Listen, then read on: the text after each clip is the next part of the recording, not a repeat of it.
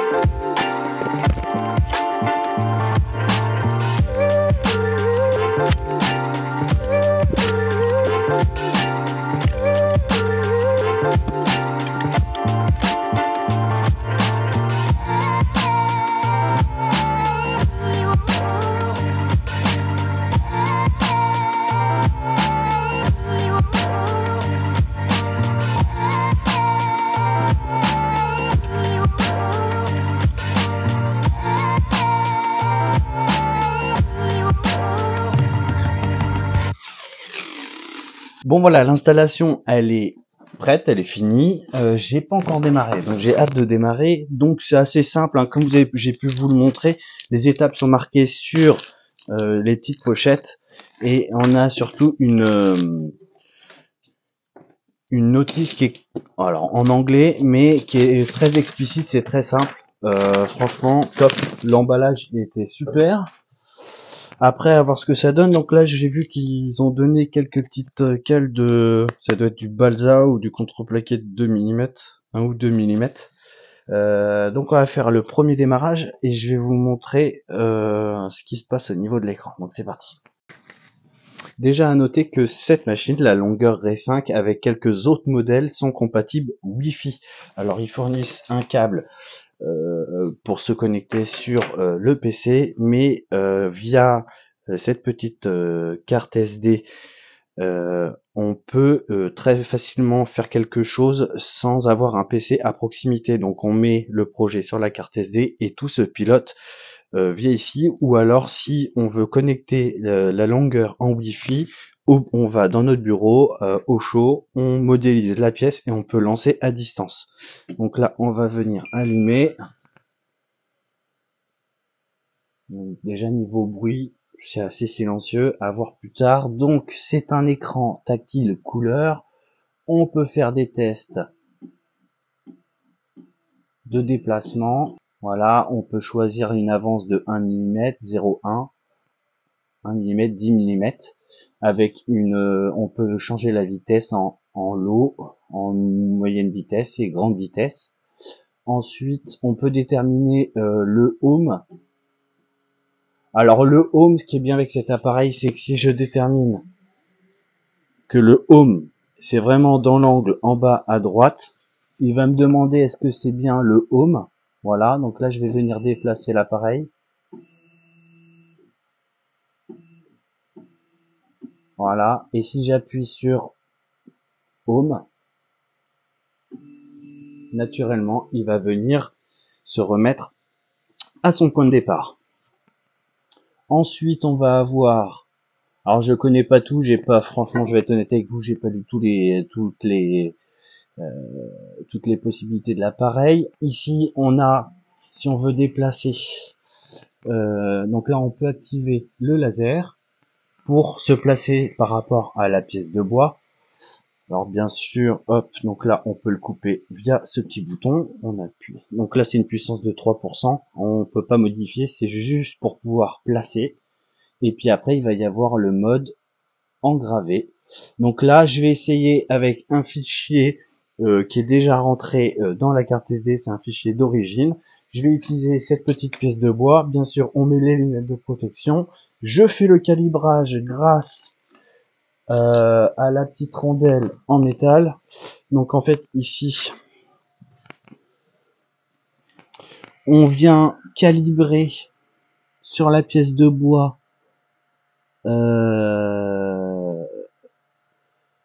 cette partie métallique à la butée qui est ici. Donc pour ceci, il faut bien sûr desserrer les petites molettes qui sont en façade. Et à une main, c'est pas pratique. Donc voilà, j'ai desserré, la cale étant butée. Donc là, je vais pouvoir venir resserrer les vis de serrage. Donc j'ai pu faire le calibrage au niveau de l'éputeur. Voilà, j'ai enlevé. Et donc c'est parti.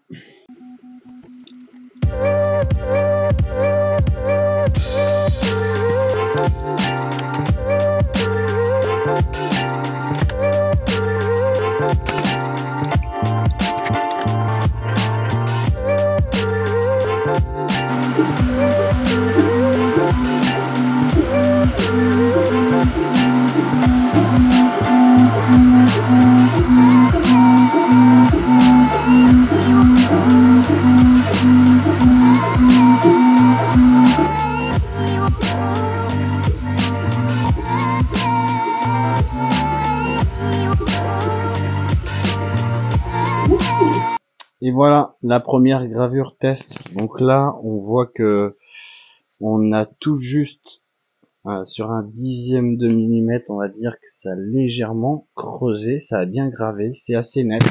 Après, c'est des fichiers optimisés. À voir après ce qu'on peut faire. Donc là, je pense que je vais essayer de faire d'autres petits trucs. Donc on va voir qu'est-ce qu'il y a sur la carte. Et là, on va partir sur le logo de Longer. Donc c'est parti.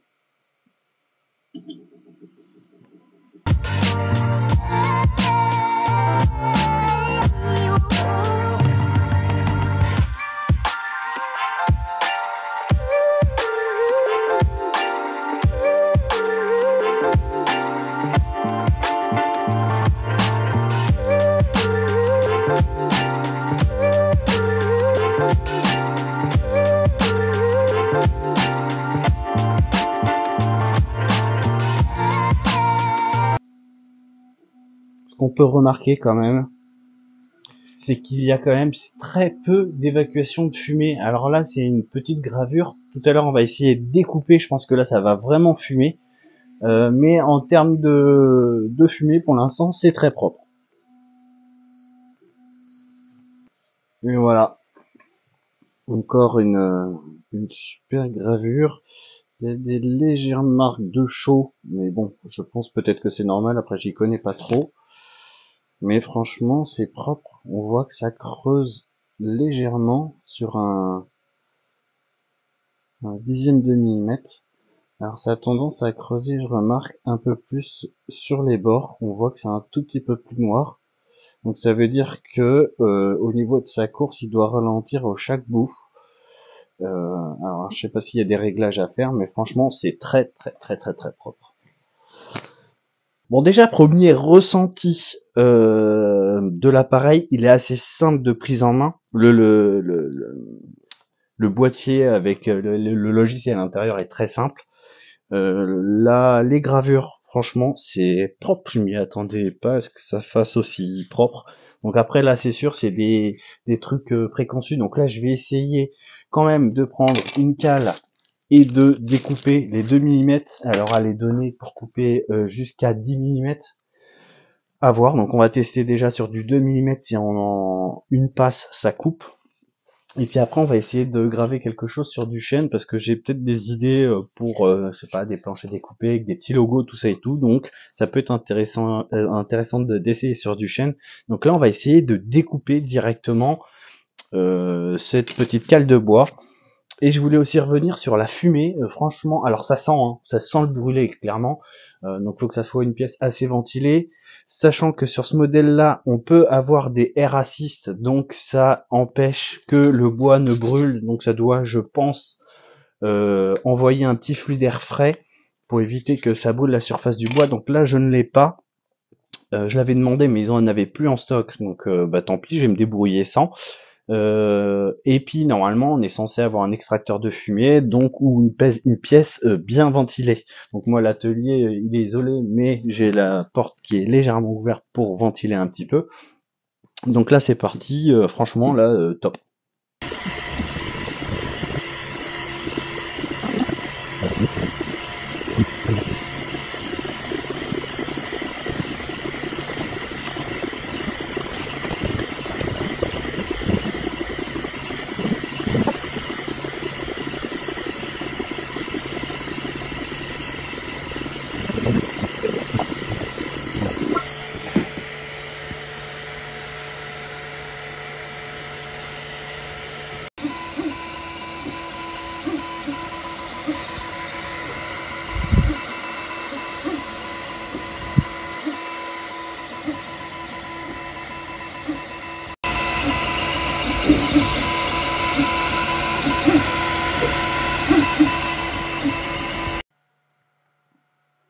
Donc là on va passer sur une découpe sur une planche de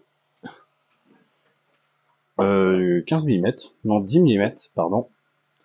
10 ou 15, 15 mm, j'ai essayé de lui mettre 15 couches, 10 couches, un 10 passes, et on va voir ce que ça donne si ça peut couper du 15 mm. Donc là, je suis réglé à 160 mm par seconde, avec une puissance de 100%, donc c'est parti. Donc j'ai mis des petites cales en dessous de la planche, comme ça me permet de voir si le faisceau traverse.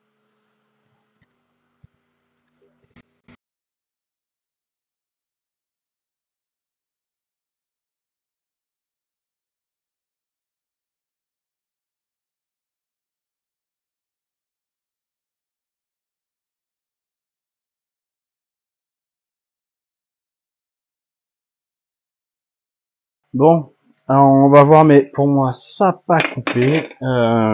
J'ai fait exactement 12 passes. Et on voit bien que le bois, il n'est pas du tout traversant. Hein. Voilà, j'ai quelques petites échauffaisons ici. Donc on va venir casser ce morceau de bois.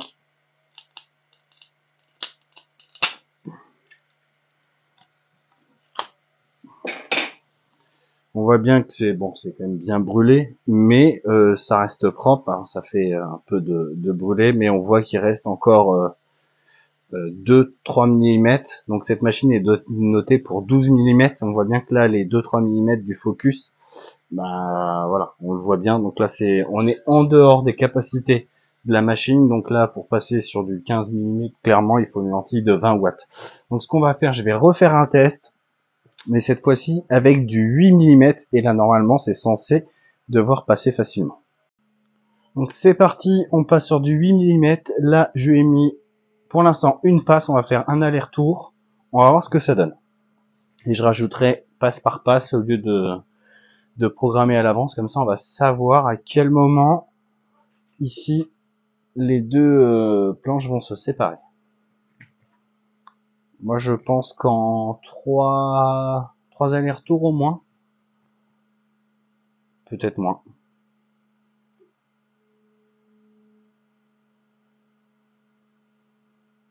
On voit que le laser, déjà, il passe par en dessous. On voit le reflet du laser en dessous.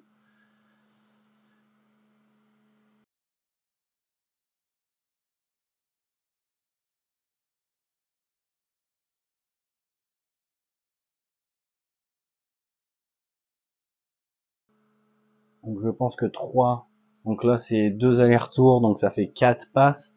Je pense que 3 aurait été suffisante, mais du coup faut que la machine revienne sur elle-même. Donc 2 allers-retours, au moins on s'assure que ça soit bon, mais je pense que le dernier retour va cramer le dessous de la planche. On va regarder ça, mais pour moi, je pense que c'est coupé. Voilà, on voit bien que ça a bien attaqué la planche martyre. Et voilà, là c'est nickel. Donc le 8 mm, sans souci, bon à part là parce que j'ai mal réglé, mais on voit bien que la découpe est parfaite. Donc 8 mm, on peut 10 mm jusqu'à 12 mm, et au-delà de 12 on peut pas. Bon, après cette petite essai de découpe, donc voilà, c'est vrai que c'est une machine qui est quand même assez complète. On a remarqué quand même les limites, c'est que le 15 mm, on peut pas le découper, malgré que les découpes soient propres, hein. Il y a ces 2-3 mm qui n'arrivent pas à être découpés. En même temps, la machine est donnée pour couper du 12 mm. Ici, j'ai du 8 mm, ça a coupé super bien en 2 ou 3 passes. Voilà, sur des sections plus fines, on peut très facilement découper. Les gravures sont vraiment très très très propres. Voilà, on peut facilement graver des logos. Ensuite, j'ai pu m'entraîner ces 10 derniers jours sur des petits projets que j'aurais pu potentiellement mettre en vente. Donc, je me suis entraîné à faire des petites planches à découper, voilà, avec des petits logos sympas, rigolos. C'est toujours sympa quand on est à l'approche de l'été.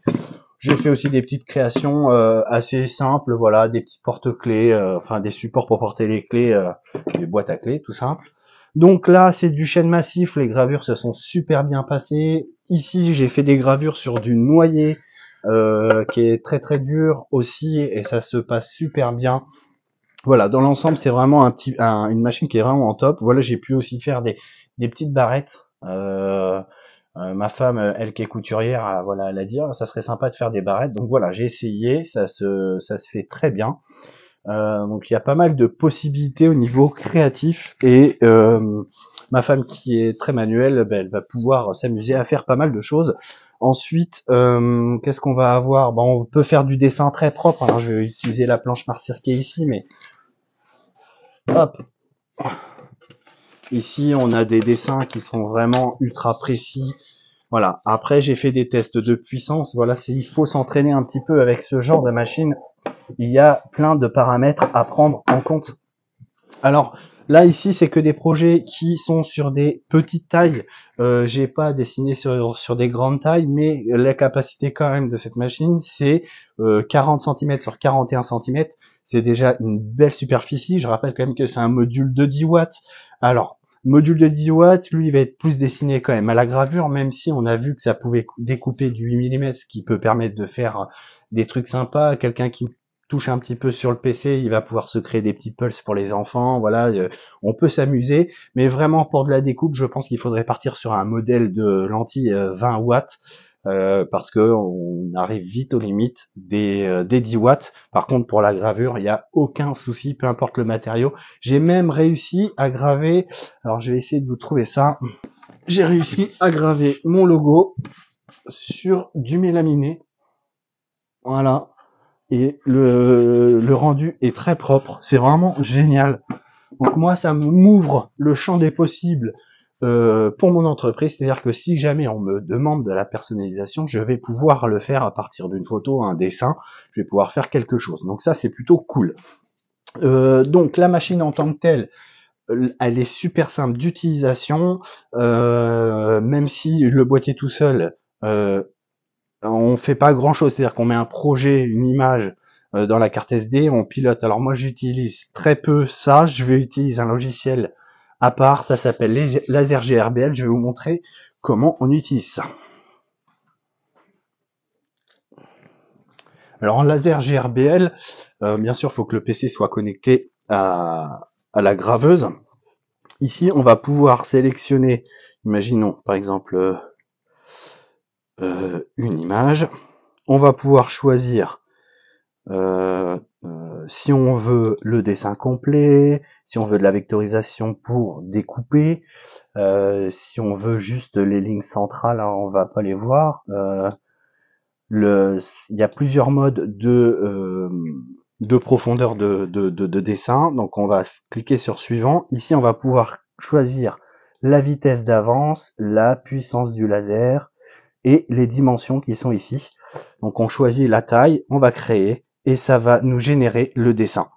Et via ce logiciel, ici on a notre home qui est ici. Donc après, sachant que c'est un home indépendant, ça veut dire que c'est nous qui choisissons notre home. On va pouvoir le placer par exemple au coin de la planche et on va pouvoir placer la planche et le module en fonction de l'emplacement du dessin voulu. Ce qui est bien avec ce logiciel, c'est qu'ici on va avoir toutes les données de déplacement de la machine. On va avoir l'avancée du projet et ici on a le temps estimatif. Voilà, donc là par exemple ici pour faire donc là j'ai pas sélectionné les trucs correctement, mais voilà, il estime 3 heures. Alors en vrai ici c'est 27 minutes, là c'est parce que j'avais les paramètres de découpe, parce que j'avais fait des tests juste avant de découpe. Donc ça nous donne un temps estimatif. Alors généralement c'est pas très vrai ce temps, souvent c'est un peu plus ou un peu moins en fonction des projets, mais c'est vraiment à titre indicatif. Sinon, bah après, le logiciel en tant que tel, il est assez simple d'utilisation. Pour faire simple, la machine, j'en suis très content. J'ai pu un peu tryhard la machine, parce que j'aime bien tout ce qui est un peu techno comme ça. Moi, j'avais fait le même principe avec l'imprimante 3D. J'aime bien maîtriser la machine, donc là, pendant une dizaine de jours, je l'ai vraiment utilisé au maximum. J'ai fait des tests, j'en ai partout des tests. Et que ça soit pour la gravure, pour le dessin, le contouring, la découpe, c'est vraiment génial. Après, je tiens à préciser quand même qu'il peut y avoir des bugs. Donc si vous avez un projet où vous avez passé du temps dessus et qu'il reste plus que la gravure ou de la découpe, je sais pas, peu importe le projet, faites d'abord des tests sur des planches d'essai parce qu'il peut y avoir des problèmes soit sur le logiciel, sur le dessin. Ça arrive de temps en temps qu'en pleine gravure, la machine se mette en sécurité, qu'il y a un problème de connexion avec les logiciels. Je sais pas si c'est un problème de firmware du laser ou du logiciel, mais des fois, voilà, ça plante. Et du coup, il faut replacer manuellement parce qu'en fait, on est obligé de redémarrer la machine. Et en redémarrant la machine, eh ben, elle perd son emplacement d'origine qu'on avait choisi pour la planche. Elle va se redécaler. Donc du coup, il faut replacer manuellement le curseur sur le dessin là où on veut. Ça va redéplacer la machine, mais elle va pas être bien placée. Une fois qu'on a placé le curseur à un endroit sur laser GRBL, il va falloir replacer le laser au même endroit. Et c'est là qu'il peut y avoir des décalages. Donc ça m'est arrivé quelques fois sur des planches apéro que j'ai pu faire. Des fois, j'ai eu de la chance et je tombais pile poil bien, mais des fois, j'ai des petits décalages. Et là, dans ce cas-là, le projet, il est foutu. Il faut re-raboter et recommencer l'impression. Donc, faites des tests un petit peu avant. Voilà. Après, ça reste de l'informatique. On n'est pas sur du 100% réussite. Il peut y avoir des bugs. Ensuite, bah, la machine en tant que telle, elle est simple d'utilisation. Le montage, il est simple. Elle est très stable. On sent quand même que les matériaux sont assez de qualité. Les profils alu, ils sont pas voilés, ils sont nickel.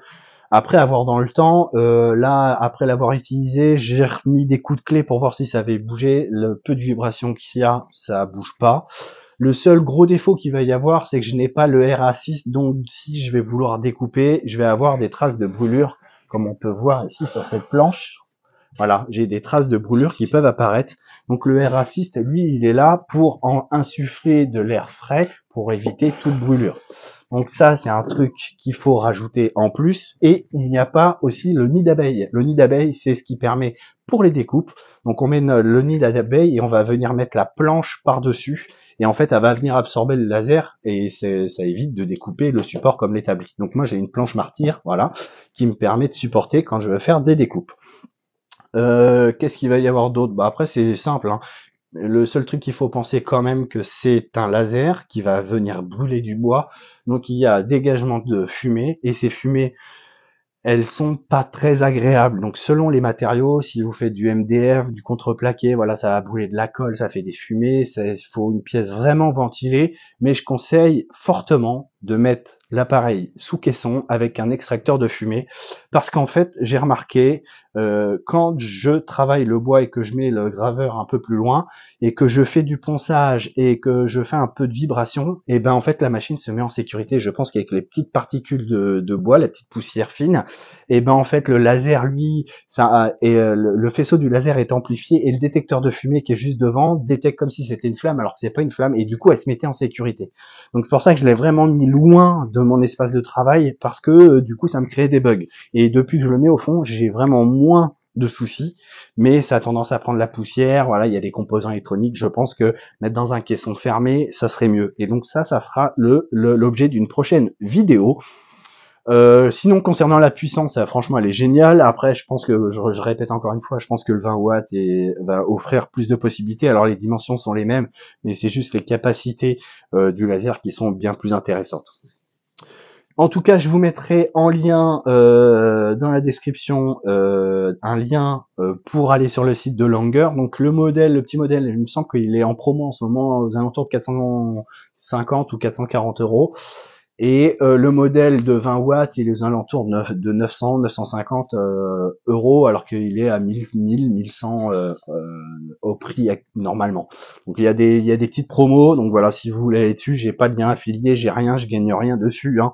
Mais si vous voulez aller voir les caractéristiques de cet appareil, vous pouvez. Donc il y a dessus, on va pouvoir y rajouter donc le Air Assist et du coup le nid d'abeille qui est à rajouter sur le prix de la machine. Donc voilà, donc si cette petite vidéo vous a plu, eh ben moi aussi ça m'a plu parce que ça m'a aidé à me cultiver sur les trucs un peu high-tech, et puis c'est surtout que ça me donne des possibilités de vente moi pour l'entreprise. Donc je vous dis à bientôt pour une prochaine vidéo. Je sais pas ce qui va sortir, mais voilà, si vous voulez être mis au courant, bah n'oubliez pas d'activer la cloche des notifications. Je vous dis à bientôt, merci d'avoir regardé la vidéo jusqu'au bout, ciao.